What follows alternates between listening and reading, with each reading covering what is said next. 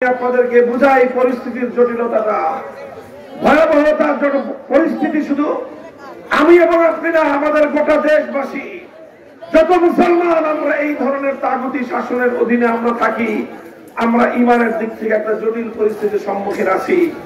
পরিস্থিতিটা বোঝানোর জন্য একটা প্রশ্ন করে আপনারা বুঝে শুনে জবাব দিয়েন। আচ্ছা, আপনাদের বাড়িতে অনেক সময় চুরি হয়, ডাকাতি হয়, আচ্ছা অনেক সময় নানা কারণে মানুষ খুন হয়। আচ্ছা মনে করেন আপনার বাড়িতে চুরি হলো অথবা ডাকাতি হলো, অথবা আপনার কোন আপনজন, আপনার ভাই, আপনার সন্তান, আপনার বাবা কোনোভাবে খুন হয়ে গেলেন, তখন আমাদের সমাজের মানুষরা কি করে বলেন? কি করেন? কি করেন? আইনা সরা মানে কি করে? মামলা করে। কি করে? কত ঠিক? মামলা করে। আচ্ছা আপনি একটা মামলা করলেন, এরকম ঘটনা কি খুব রেয়ার না অহরহ ঘটনা ঘটতেছে? আমাদের অনেকেই নানা পরিস্থিতির সম্মুখীন হয়ে আমরা এই ধরনের মামলা মোকদ্দমার সাথে জড়িয়ে পড়ি। কথা বলেন ঠিক না বেঠিক? আচ্ছা আপনি যেই মামলাটা করলেন, আদালত এটার বিচার করবে, সাক্ষী প্রমাণ যাচাই বাছাই করবে। সাক্ষী প্রমাণ যাচাই বাছাই করার পরে যদি আদালতের সামনে প্রমাণিত হয় যে হ্যাঁ অমুকে চুরি করেছে, অমুকে ডাকাতি করেছে, অথবা অমুকে খুন করেছে, তখন আদালত চোরের বিরুদ্ধে, ডাকাতের বিরুদ্ধে, খুনির বিরুদ্ধে রায় দিবে কি দিবে না? রায়টা যে দিবে, এই যে আমাদের দেশে এরকম প্রতিদিন অসংখ্য রায় হচ্ছে, তো আপনার মামলায় যখন রায় দেওয়া হবে, তো চোরের বিরুদ্ধে যখন আদালত রায় দিবে, আল্লাহর কোরআনে যে আইন দেওয়া আছে চোরের শাস্তি হিসেবে, সেই আইন অনুযায়ী তো রায় দিবে না?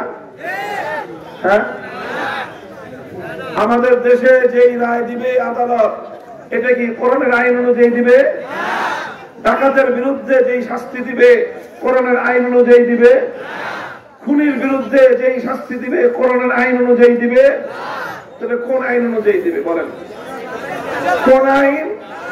মানুষের বানানো আইন, এবং সেটা সাধারণ কোন মানুষ না, ব্রিটিশের বানানো আইন। আমাদের ঢাকায় ব্রিটিশ কারাটা জানেন? সমাজের সবচেয়ে বড় বাটপার যে লোকটা, অর্থাৎ ধোঁকাবাজিতে তার সাথে কেউ পারে না, চিটানিতে তার সাথে কেউ পারে না, শেষ পর্যন্ত বলে শালা একটা ব্রিটিশ। বলে কিনা আপনাদের এলাকায় আছে এই পরিভাষা? তার মানে দেখি ব্রিটিশ মানেই হলো সবচেয়ে কঠিন বাটপার আর চিটা। এই ছলে বলে কৌশলে মানুষের সঙ্গে ধোঁকাবাজি করতে করতে ব্রিটিশরা আমাদের সঙ্গে 190 বছর পর্যন্ত এই ধোঁকাবাজি করছে। এই জন্য আমাদের দেশের মানুষ সবচেয়ে বড় ধোঁকাবাজ আর বাটপারকে বলে। সেই ব্রিটিশের বানানো আইনের দ্বারা বিচার করবে। এবার আপনি বলেন, ব্রিটিশ যে আইনটা করলো সেটা আমার আল্লাহর আইনের সপক্ষে না বিরুদ্ধে? তো আল্লাহর আইনের বিরুদ্ধে যারা আইন করে তাদেরকে কি বলা হয়? তাদেরকে বলা হয়। আর কোরআন বলেছে যারা তাগুতের কাছে বিচার চাইতে যায় তারা সব বেঈমান। এবার এই কোরআনের আয়াত অনুযায়ী আমি এবার আপনাদের কাছে প্রশ্ন করি, এই যে আপনি চুরির মামলায় আপনি আদালতের কাছে বিচার চাইতে গেলেন, এই যে ডাকাতির মামলায় আপনি ডাকাতের বিরুদ্ধে সেই তাগুতের কাছে বিচার চাইতে গেলেন, কারণ তারা তো আল্লাহর আইন অনুযায়ী বিচার করবে না, তারা তাগুতের আইন অনুযায়ী বিচার করবে। তো আপনি তাগুতের আইনের কাছে বিচার চাইতে গেলেন চোরের বিরুদ্ধে, আপনি ডাকাতের বিরুদ্ধে বিচার চাইতে গেলেন তাগুতের আইনের কাছে, আপনি খুনির বিরুদ্ধে বিচার চাইতে গেলেন তাগুতের আইনের কাছে। কোরআনে কারীমের সূরাতুন নিসার 60 নম্বর আয়াতে আল্লাহ বললেন, যারা তাগুতের কাছে বিচার চাইতে যায় তারা আর কিছু হলে ঈমানদার হতে পারে না। এই আয়াতের ঘোষণা অনুযায়ী যারা এই প্রচলিত তাগুতি বিচার ব্যবস্থার কাছে বিচার চাইতে গেল, ঈমান আছে না গেছে? ঈমান আছে না গেছে? এখন তো আপনারাই ফতোয়া দিতেছেন যে ঈমান নাই। তো যারা যারা মামলা করছে তারা তো সব তাগুতি আইনের কাছেই মামলা করেছে। কারণ তাগুতি আইনের কাছে মামলা করলে কোরআনের ঘোষণা অনুযায়ী তো ঈমান থাকে না। তো ঈমান না থাকলে এখন করবেন কি তাহলে বলেন? উপায় কি? এমন কি মামলা না করে থাকবেন? চোর চুরি করে চলে যাক, মামলা করবো না, কারণ মামলা করতে গেলে ঈমান থাকে না। এখন দেখেন সমস্যা কি, যদি আপনি চোরকে কিছু বলতে কিছু না বলেন, চুরি বাড়তে থাকবে। মামলা করতে গেলে ঈমান যায়, মামলা না করলে সম্পদ যায়। ডাকাতির বিরুদ্ধে মামলা করলে ঈমান যায়, মামলা না করলে ডাকাতি হয়। খুনির বিরুদ্ধে মামলা করলে ঈমান যায়, মামলা না করলে মানুষের জান যায়। সমস্যা কি সমস্যা না? বলেন সমস্যা কি সমস্যা না? তাই যারা তাগুতি আইনের কাছে বিচার চাইতে গেছে, কোরআনের ফয়সালা অনুযায়ী তাদের ঈমান নাই। এবং আসলেই সেই অনুযায়ী আমাদের দেশের অধিকাংশ মানুষের ঈমান থাকার কথা না। তবে একটা কারণে ঈমানটা পরিপূর্ণ না গিয়ে এখনো ঝুলন্ত আছে, ঝুলে আছে বুঝেন, ঝুলে রয়েছে আর কি। একটা কারণে যায় না ঈমান। কি কারণে? সেই কারণটা হলো যে আমরা কেউ স্বেচ্ছায় তাগুতের আইনের কাছে বিচার চাইতে যাই না, আমরা যাই বাধ্য হয়ে। কথা বলেন ঠিক না বেঠিক? যদি এখানে আল্লাহর আইনের দ্বারা যদি বিচারের ব্যবস্থা থাকতো, আমরা কেউ তাগুতের আইনের কাছে বিচার চাইতে যেতাম? আল্লাহর আইন অনুযায়ী যদি বিচার পাওয়ার ব্যবস্থা থাকতো, তাগুতি আইনের কাছে কোন মুসলমান বিচার চাইতে যাইতো? কোন মুসলমান তাগুতি আইনের কাছে বিচার চাইতে যায় কেন? খুশিতে না বাধ্য হয়ে?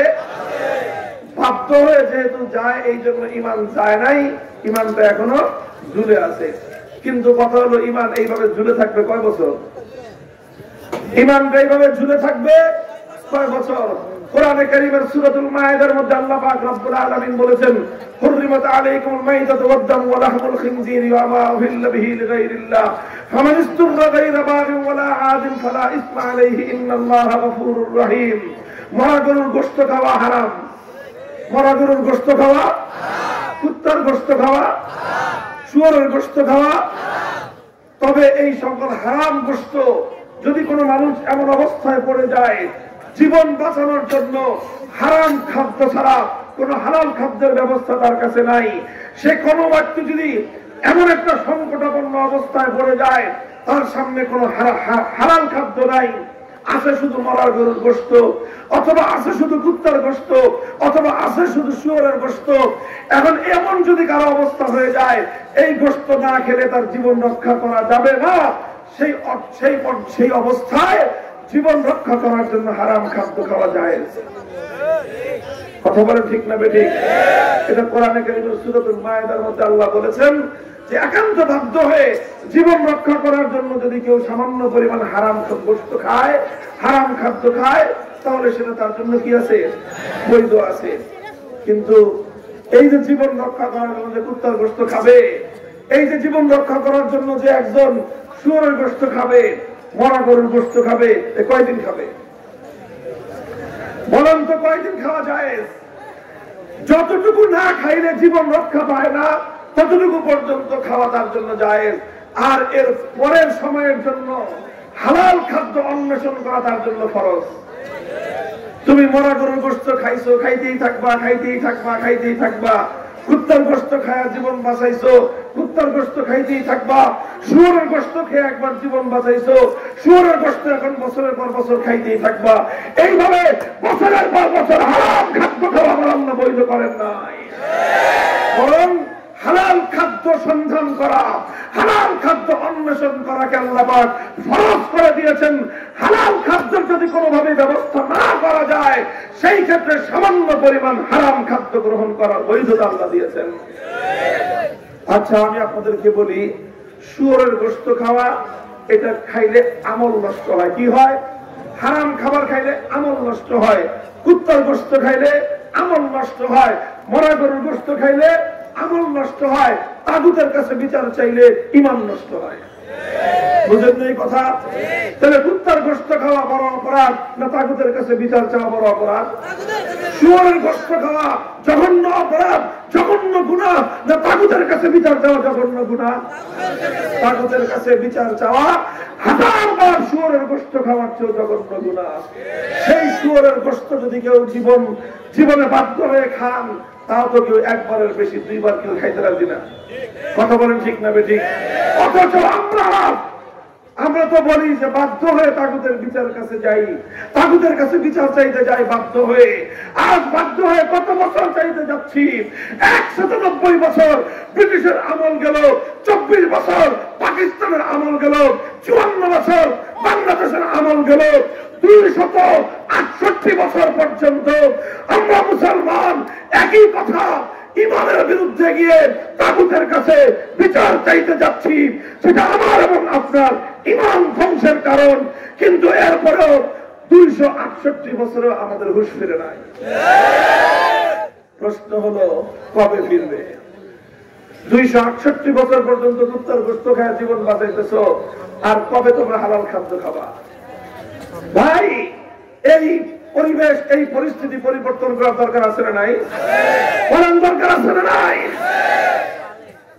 এই পরিবেশ পরিস্থিতি পরিবর্তন করে এমন একটা ব্যবস্থা আমরা করতে চাই যেন কোনো মুসলমানকে তাগুতের কাছে বিচার চাইতে না হয়, কোন ইমানদারকে যেন তাগুতের কাছে বিচার চাইতে না হয়। আমরা এমন একটা ভূখণ্ড চাই, এমন একটা দেশ করতে চাই, এমন একটা সমাজ করতে চাই, যেই সমাজে প্রত্যেকটা ইমানদার কোন তাগুতের কাছে বিচার চাইবে না, বিচার চাইবে একমাত্র আল্লাহর আইনের কাছে। এটা সম্ভব কি সম্ভব না? বলেন তো, এমন একটা সমাজ গঠন করা সম্ভব কি সম্ভব না? সম্ভব, চেষ্টা করলেই সম্ভব।